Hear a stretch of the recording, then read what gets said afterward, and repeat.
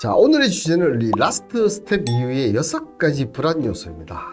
금리 인상만 끝나면 모든 것이 해결될 것 같았는데, 그죠? 이 6가지 불안 요소, 그리고 마지막에 또 이 너무나 안도하는 시장이 아닌가. 여기까지 제가 얘기를 드릴까 하는데요. 그 부분들 편안하게 들어보시면 좋을 것 같습니다. 자, 미국이 기준금리를 5.25까지 5월 10일 날 5.25까지 올렸어요. 특히나 이번에는 2004년도에 올린 거다. 이때는 2년에서 3년 정도 걸렸어요. 그죠?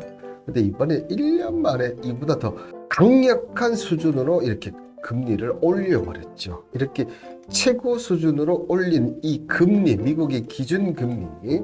자, 그런데 이번에 파월 의장이 이렇게 얘기를 했었어요. 그죠? 현재 금리는 충분히 긴축적인 수준이다. 최종 금리에 도달할 수 있다. 그리고 그 전에 했던 문구들 있지 않습니까? 몇 번의 추가 긴축 조치를 고려한다. 충분히 제약적인 수준으로 금리를 인상하는 것이 적절할 것으로 예상된다 등의 표현이 삭제. 그러니까 금리를 올라야겠다는 이런 부분들을 다 삭제를 시킨 거야. 다 삭제를 시키고 이제는 최종 금리에 도달한 것 같다. 이렇게 솔직히 기존에 벌써 내리고 싶었었거든. 인플레이션도 안 잡히고 명분도 없었다면 이제는 도달했다 하면서 사실상 어떻게 선언을 했습니까?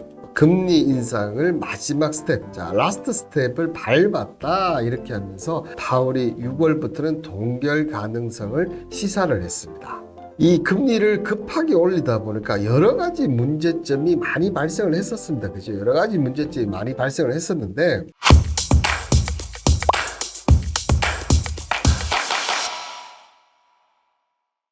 우리나라 같으면 가장 그 첫 번째로 유명했던 게 바로 이 레고랜드 사태입니다. 자, 강원도가 이 레고랜드를 조성을 위해서 2,050억 규모의 ABCP를 발행을 했었는데, 이게 부도 처리했는데 솔직히 채권 ABC 부도 난 것들 꽤 있지 않습니까? 근데 이게 뭐가 왜 문제냐? 이 부분이 이제 강원도라는 어떻게 보면 지방 정부가 보증을 쓴 거예요. 그죠? 이 강원도의 지급 보증을 바탕으로 이 ABCP를 발행했는데, 자, 일반 회사채가 무너진다면 분명히 채권 투자한 사람들의 잘못이지만, 아니 지방행정자치단체가 지급보증을 하는데 이게 발행을 했는데 부도가 나서 돈 못 받는다? 자, 우리나라 채권 시장에서는 어떻게 됩니까? 이렇게 되면 채권을 발행을 못해요. 근데 아시다시피 채권을 발행을 하고 또 리파이낸싱, 대안대출하고 이렇게 돌아가야지 경기가 잘 돌아가는데, 이게 깨져보니까 채권 시장이 완전 경색이 일어나는 거예요.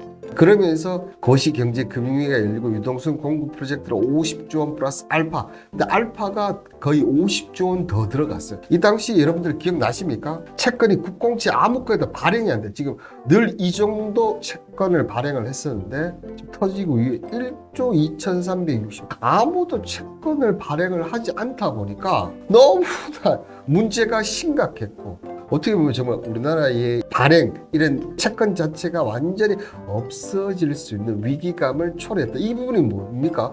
금리 인상 때문에 다 나온 얘기였다는 거죠. 자, 우리나라가 이렇다면, 자, 미국 같은 경우는 어떻게 됐습니까? 이 미국 16기 은행 기억나시죠? 실리콘뱅크, 그죠? 예금액이 무려 230조. 우리나라 같으면 아마 난리가 났을 건데, 실리콘밸리 파산을 하고, 뭐 시그니처, 그리고 최근에 퍼스트 리퍼블릭까지 파산 시작하면서 금융위기가 부각되면서 미국 같은 경우도 금리를 계속 올리기가 쉽지 않았었고, 금리를 낮춰야 되는데 이런 고민들을 계속 하고 있었죠. 여기에 또 미 가계부채가 사상 17조 원 달러를 돌파했습니다. 정말 이게 말이 됩니까? 17조 달러를 돌파를 했다는 사실. 우리나라도 국가부채, 가계부채가 연체율이 지금 계속 증가하는 그런 모습을 보여줬지 않습니까? 이런 문제점이 가파르게 빨리 하는, 항상 얘기 드리지만 올라가는 것도 천천히, 내려가는 것도 천천히, 이렇게 하는 게 제일 안 좋다는 겁니다.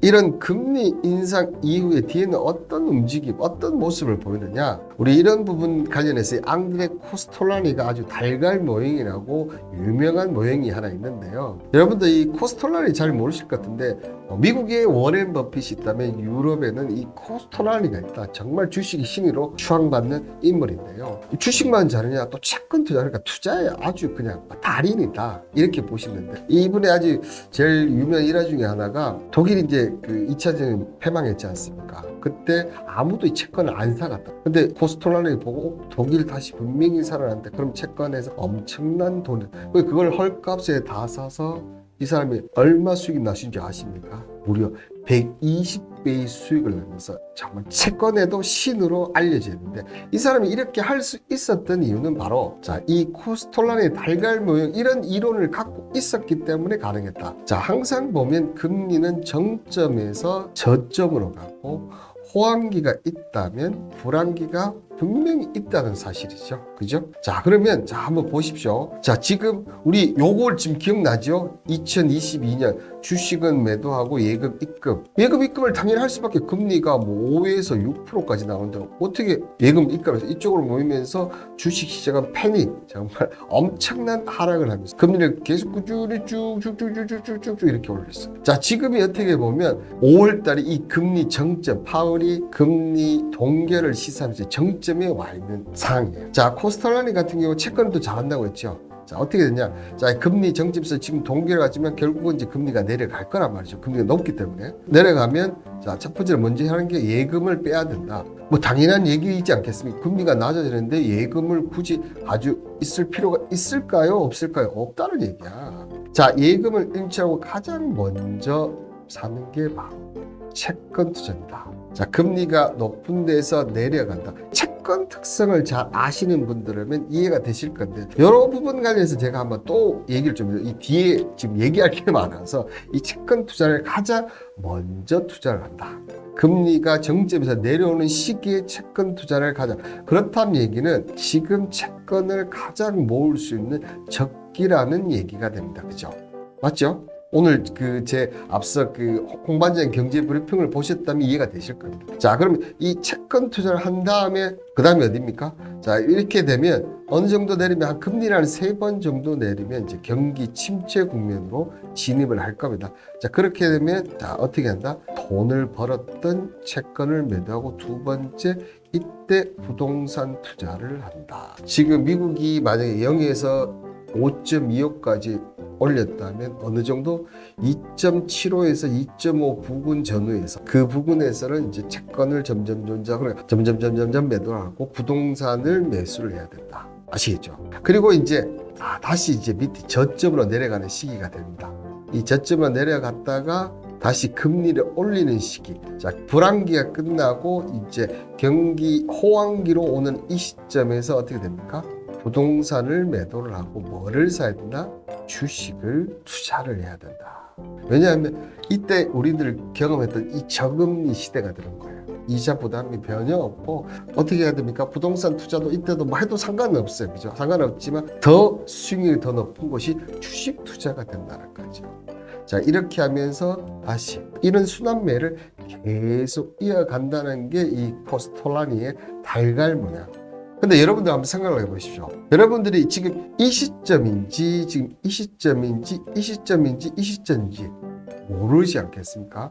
그렇다 보니까 이런 달걀물을 알고 있던 분과 모를 차이점은 제일 처음에 내가 어떤 거를 먼저 투자를 해야 되고 다음번에 어떤 코스를 가야 된다는 거를 알 수 있는데 이걸 모르다 보니까 주식을 샀어. 이제 금리 내려간다니까 주식을 샀는데 왜 이렇게 안 오르는 거야? 이렇게 될 수밖에 없다는 거죠.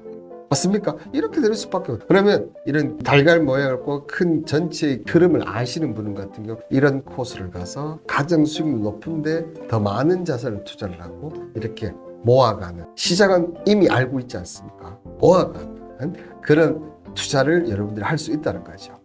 그럼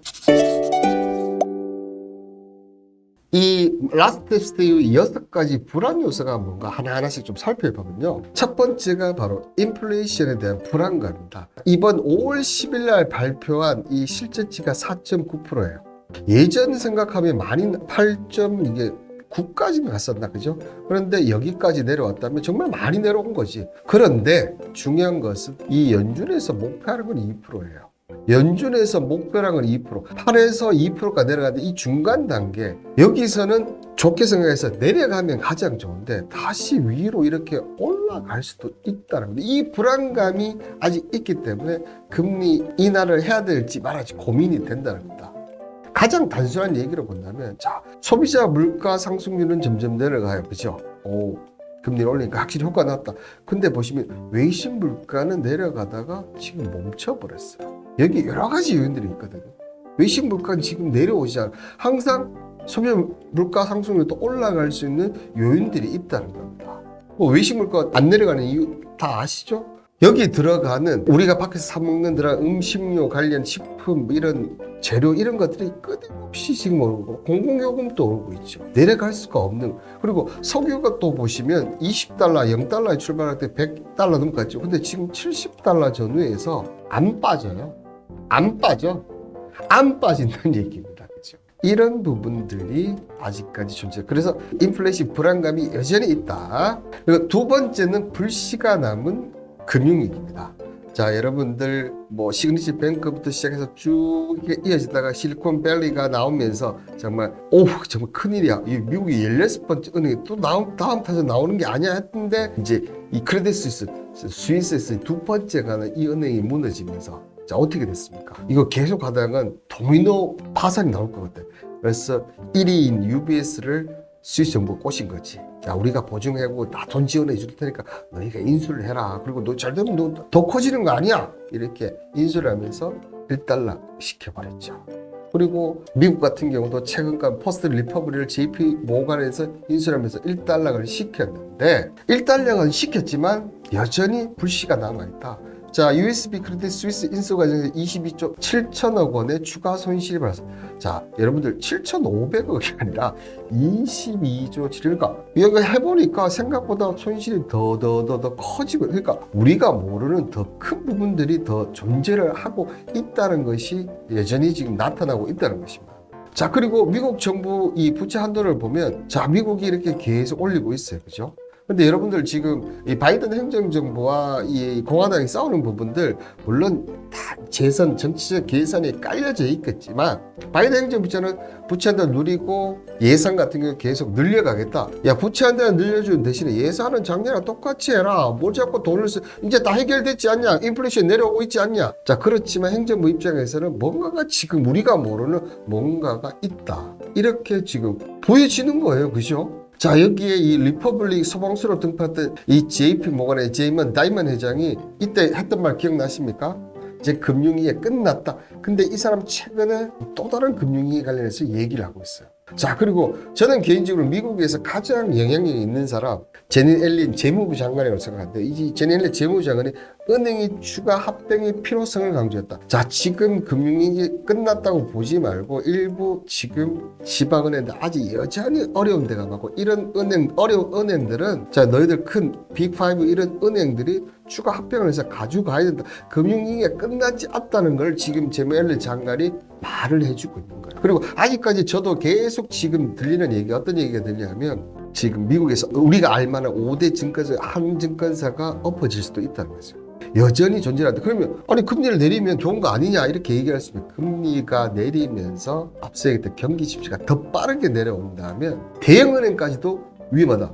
뱅크런 돼봐요. 대형은행까지 위험할 수밖에 없다. 은행 내리면 예금 들어옵니까? 나갑니까? 나갈 확률이 높죠. 오히려 더 큰 리스크가 존재할 수 있다는 겁니다. 자, 그리고 세 번째가 경제 성장률 전망치입니다. 자, 경제 성장률 전망치를 보면 올 1월 달과 지금 4월 달 수정을 했는데 지금 수정 폭을 보면 이렇습니다. 그죠? 자, 살짝 낮아졌어요. 가장 많이 낮아진 나라가 어떻게 보면 지금 우리나라가 아닐까 생각하는데 일부 국가는 오히려 지금 폭이 줄거나 이렇게 된 나라도 있고 일본 같은 경우는 지금 1.8에서 1.3까지 내려오고 지금 이 부분이 아마 뒤바뀔 가능성도 높습니다. 그죠? 자, 그런데 중요한 것은 여러분들 2022년을 본다면 이렇게 되죠. 근데 일부 국가 보면 이게 많이 달라요. 미국 같은 경우도 2.1에서 1.6 자, 0.5포인트 밑으로 내려오고 있는 거예요. 독일이나 이런 쪽 보면 엄청나죠? 유일하게 오른 나라가 일본이에요. 그죠? 한국 같은 경우도 이렇게 나오고 생각보다 경기가 많이 안 좋다는 거예요. 경기가 이렇게 많이 안 좋은데 갑작스럽게 금리를 낮추었다. 또 다른 내관들이 지금 다음번 네 번째 얘기해준 이런 또 다른 내관들이 터질 가능성이 그래 놓으면 오히려 금리를 내리는 것보다 못할 지경이 일어날 수가 있다는 겁니다. 그리고 이 경제 선망치보다 더 낮아질 확률도 있는데요. 중국 시진핑 집권의 패권 경쟁이 정말 심해요. 특히 미국 같은 경우는 대놓고 우리 중국 견제해야 돼. 그래서 인플레이션 감축법, 반도체법, 이 대중국 포함망을 법제화하면서 중국을 더 압박을 하고 있어요. 그렇게 되니까 한국 배터리 등 첨단산을 모르는 차이나 리스크가 존재를 하고 있다는 거죠. 이 차이나 리스크가 오니까 우리가 원래 중국 리오프닝 기대감을 했지만 그것 때문에 지금 경제 성장률이 점점 떨어지고, 경제 성장률이 떨어지는데 금리를 낮추었다? 더 힘들어질 수 있다는 겁니다. 그런데 이게 끝날 거거든요. 오히려 이제 중국도 야 우리도 한다. 너 마이크론 직접 제재를 합니다. 그리고 우리나라 같은 경우는 지금 네이버나 다음 포털 사이트를 지금 막아놔 버렸어요. 더 싸움을 걸고 더 가겠다는 거죠. 이건 어떻게 보면 중국의 자신감이죠. 왜냐하면 중국 같은 경우는 자가는 모든 것, 물론 불편하겠지만 중국 내에서 모든 것이 해결 가능하다는 거죠. 근데 이런 상황에서 경기가 뚝뚝 떨어지고 있는데 금리 인하를 한다? 오히려 더 나쁜 디플레이션이라든지 경기 침체가 가속화될 수가 있다는 겁니다. 그리고 늘 얘기 드렸던, 그죠? 자주 언급드렸던 네 번째가 이 상업용 부동산 가격의 하락입니다. 그죠? 모건 스탠리에서 이 상업용 부동산 가격은 제2의 금융기의 내관이 될 것이다. 근데 여러분들 속 들어보세요. 제가 모든 금융시장은 어떻게 얘기했습니까? 천천히 이렇게 가는 게 좋다. 근데 이번에 올라갈 때 많이 올라갔지만 내려갈 때도 팍 내려. 이게 인플레이션도 문제가 되지만 내려올 때 이 디플레이션은 더 큰 문제가 된다는 겁니다. 이렇게 위축이 되다 보니까 지금 2천억 하던 건물이 지금 800억에 내놔도 나가지 않는다. 왜? 가치가 없으니까. 그럼 가치는 뭘로 보느냐? 오피스텔 공실률이죠. 공실률이 지금 보시는 대로 리만 사태 때 13% 정도 됐던 것이 지금 17%가 넘어진 상태. 리만을 넘어선 상태다. 우리 리만 때 이 문제 해결하는 2년 정도 걸렸거든요. 여기서 한번 두드려 맞으면 2년 더 걸린다는 얘기지 않습니까? 엄청난 어려움에 직면을 한다. 그죠? 그렇게 생각하시면 될 것 같은데요. 이 부분이 왜 그러냐면 지금 향후 24개월 내에 2조 9천억 달러의 상업용 모기지 중 50%가 재협상, 그러니까 리파이낸시 대안이 돼야 되는데, 여러분들 잘 생각해보세요. 앞서 제가 2천억짜리 건물이, 그죠? 얼마에 됐다 했죠? 800억이 됐어요. 그러면 여기가 기존 대출이 1,000억이 있다고 생각해 봅시다. 보통 50% 정도 하니까. 지금 건물이 800억밖에, 그러면 야 우리 400억밖에 대출을 못 하겠으니까 너희들 그 600억 정도를 너희가 어디서 구해와야 될 것 같은데, 이게 안 되는 거예요. 재협상 자체가 될 수가 없다는 거예요. 그렇게 되면 1조 9천억 달러가 터진다 생각해보세요. 그러면 건물들 다 나오겠죠. 그러면 그 대출에는 이 600억을 누가 고스란히 떠나다닙니까? 은행이 다. 그러니까 앞서 쟤는 LH 장관이 어떻게 얘기했습니까? 지금 일부 은행들 흡수 합병 이런 것을 다 얘기를 한다는 겁니다. 이런 것들을. 그렇다 보니까 금리를 내려서 이런 부분에 해결을 하면 좋은데, 그죠? 해결하면 좀 나아지지 않을까? 그렇게 생각할 수 있는 거 아닙니까? 근데 오히려 경기 침체가 오히려 800억이 더 내려가서 400억이 될 수가 있다는 거. 이렇게 되면 정말 재협상 리파이닝 자체가 힘들어질 수 있다는 겁니다. 이런 부분들이 우리나라도 점점점 나타나고 있습니다. 지금 신규 연체율이 지금 0.04에서 0.08이 불과 1년 만에 더블 가까이 올랐죠. 연체율 같은 경우도 지금 0.18에서 30, 이거 지금 더 올라갔어요. 이것도 지금 거의 100% 육박하고 있고. NPL 비율. NPL은 원래 부실 채권인데 부실 채권 이것도 지금 올라가고 있다는 거예요. 부실한데 거기서 또 터지는 거야. 이런 부분들이 나올 수가 있다. 그래서 이 내관을 잘못 건드리면 정말 엄청난 불황이 연속적으로 올 수 있다는 겁니다. 이런 부분들을 우리가 뭐라고 얘기합니까? 디플레이션이라고 하죠. 이 다섯 번째가 바로 이 디플레이션의 공포입니다. 이런 부분들이 앞서 물가가 하락을 했지 않습니까? 물가 하락했는데 속도가 엄청 빨라지는 거야. 기업들이 이만큼의 물건들을 만들어 놨어요. 근데 나가는 게 이것밖에 안 나가는 거야. 참 기업들 입장에서 어떻게 합니까? 생산을 줄여야죠. 지금 삼성전자가 재고가 22주 물량이 있을 정도로 정말 어마어마한 물량, 이렇게 되는 거예요. 이렇게 되면 삼성전자가 어떻게 선언했습니까? 투자를 줄일 수밖에 없어요. 왜냐하면 재고떨이를 먼저 해야 되니까. 그럼 투자가 감소가 됩니다. 여러분들 봉장을 이렇게 100% 운영을 했는데 지금 야 50%밖에 운영을 못 하겠네. 그러면 이 나머지 부분에 일하던 사람들은 어떻게 됩니까? 잘라야 되죠. 퇴직을 시켜야 돼요. 그러면 고용이 감소가 됩니다. 자, 이 고용이 감소가 되면 그 다음 문제는 어떤 코스가 납니까? 기업들 입장에서는 우리 한 100명 정도가 이번에 뽑아야 되는데 지금 일하는 사람들은 뭐 1000명이 이렇게 지원을 해요. 그러면 자연스럽게 임금, 야 그럼 이렇게 많은데 임금 한번 낮춰봤자 원래 500만 원짜리였는데 좋다, 300원 낮춰자. 그럼에도 불구하고 사람들은 할 수밖에 없다는 거예요. 그럼 임금 하락이 오면서 자 300만, 원래는 500만 원 갖고 지출을 했어. 근데 300만 원밖에 없어. 그러면 야 일단 먹는 거 줄여, 야 외식 줄여, 놀러 가는 거 줄여. 이런 것도 차차차차 줄어들면서 소비가 둔화가 됩니다. 그러면 자연스럽게 물가가 하락되면서 이런 레파토리가, 이런 순환매가 계속 이어지는 게 이 디플레이션인데, 자 여러분들 생각을 해보세요. 우리 경제학자들 얘기하는 인플레이션, 디플레이션. 근데 우리 인플레이션 이미 경험을 좀 했지 않습니까? 정말 말도 안 8%, 우리나라 같은 경우 5% 가까이 올라갔잖아요. 그럼에도 불구하고 먹고 사는데 크게 지장이 없어요. 그죠? 솔직히 물론 좀 줄여야 되고 좀 힘든 건 사실이지만 그나마 버틸 수 있는 이 디플레이션은 이 체계 자체를 없애버린다는 얘기죠. 그래서 항상 경제 때 이 약간의 인플레이션이 가장 좋은, 디플레이션은 정말 심각한 위기를 초래할 수 있다고 하는데, 지금 이런 디플레이션이 올 수가 있는 와중에서 금리를 급격하게 낮춘다, 경기가 침체 속도가 엄청 더 빠르게 내려갈 수도 있다는 겁니다. 근데 이런 부분들이 그 잘 나가던 중국이 지금 공포가 현실로 오고 있다는 거죠. 자, 중국의 지금 이 소비자 물가지수 보면, 자, 이때는 뭐 코로나 시국이었으니까 내려간 건 이해가 돼. 근데 자, 생산자 물가지수가 지금 리오프닝 했는데도 불구하고 지금 몇 프로냐? 마이너스 3.6%. 여기는 지금 G7을 비롯한 미국 이런 쪽에서 지금 중국을 어떻게 보면 잡으려고 지금 난리를 친 상황도 그런 부분도 있지만, 그럼에도 불구하고 중국의 생산자 물가 지수가 지금 마이너스, 이거 디플레이션의 공포가 지금 현실로 나타나고 있다는 겁니다. 그럼 우리나라에서는 어떤 모습으로 나타나고 있느냐? 지금 최근에 보면 일부 아파트 가격이나 주택 가격이 살짝 반등한다고 하고 있지 않습니까? 그래서 다시 대출로 뭐 어쩌고 저쩌고 이렇게 얘기가 나오고 있는데도 불구하고 지금 1분기 보시면 가계 신용 잔액이, 그 다음에 전분기 대비 증감액이 많이 줄었어요. 물론 이자가 비싸기 때문에 매도하는 부분도 있지만, 이런 디플레이션, 이런 부분들이 이제 피부로 몸에 와닿. 야, 일단 지금 딴 문제가 아니고 빚부터 먼저 줄여야겠어. 근데 여러분들 빚을 줄였다고 생각해요. 내가 돈이 이만큼 있는데 이만큼 빚을 줄인 거예요. 그럼 내가 쓸 부분이 요것밖에 없어지겠죠. 요만큼밖에. 임금이 하락하면 물가 감소, 투자 감소, 쭉쭉쭉 이렇게 또 디플레이션, 이런 식으로 돌아가고 있다는 것입니다. 지금 아직까지 그나마 좋은 거는 이 미국 실업률, 우리나라 실업률 없고, 실업률이 정말 아직 완전 고용 형태로 너무 좋아. 이 실업률이 만약에 올라간다면 그때부터는 어떤 현상이 나타난다? 디플레이션 공포가 더 피부로 와닿는다. 그러면 인플레이션보다 우리가 더 힘든 디플레이션의 시대에 살아야 된다. 자, 그런 부분들이 불안 요소 5번째다.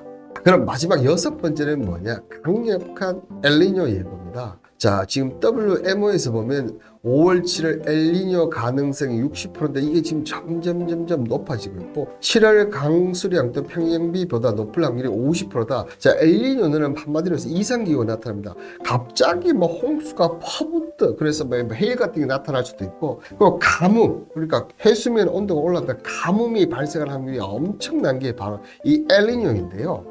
자, 이 엘니뇨가 지금 적도 부근에서 태평양 해수면 온도가 오르기 시작하니까 이런 원재료 가격, 특히 이 엘니뇨는 동태평양, 서태평양 이렇게 오르거든요. 이쪽이 대부분 뭐냐?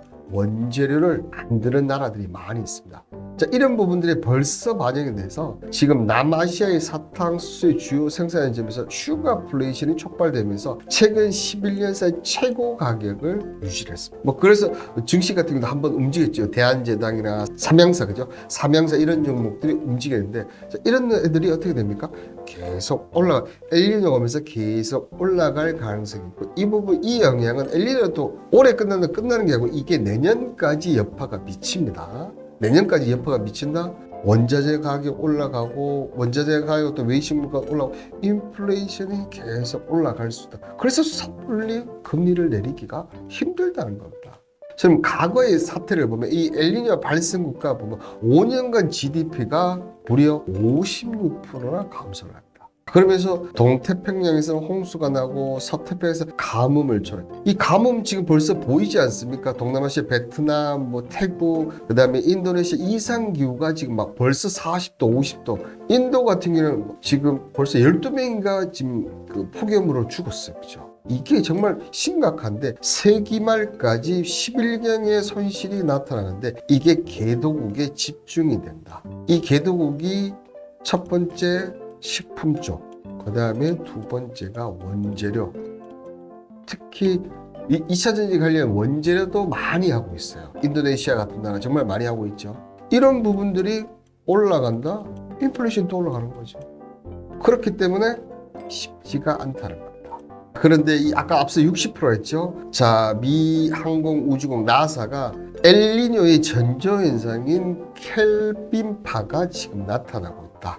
따뜻한 바닷물이 서태평, 동태평 이동시키고 있는 모습이 나타나고 있다. 가장 최악의 때 2016년보다 더 위험이 2023년에 지금 나타날 확률이 점점점 높아지고 있다는 겁니다. 그러면 이런 원재료 가격 이런 것들이 올라가면서 또 그럼 석유 가격이 또 올라갈 수도 있겠죠. 이런 공공요금들이 인상되면서 지금 안 그래도 금액은 점점점 나의 임금이나 이런 벌 수 있는 건 한정되어 있는데 공공요금 올라가면서 부담이 되고 그거는 우리 올 초에 겨울에 경험을 했습니다. 그죠? 근데 여름에 또 요걸 인상을 하고 삼성전자 같은 게 이렇게 되면 마이너스 2,700억 조 영업이익이 그만큼 줄어든다는 거예요. 그죠?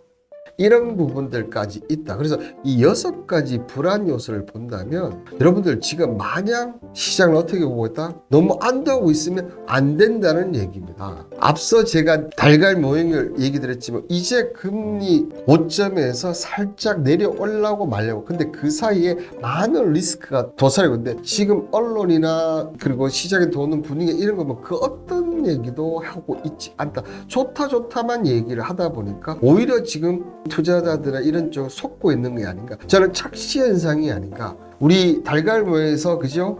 지금 여기에요, 그죠? 여기서 이렇게 올라가는 거 구간으로 착각을 하고 있으면 안 된다. 우리는 지금 여기에서 이렇게 가는 이 사이의 리스크, 이 경기 침체의 리스크가 분명히 아직도 도사리고 있다는 것을 여러분들 아셔야 되지 않나 봅니다.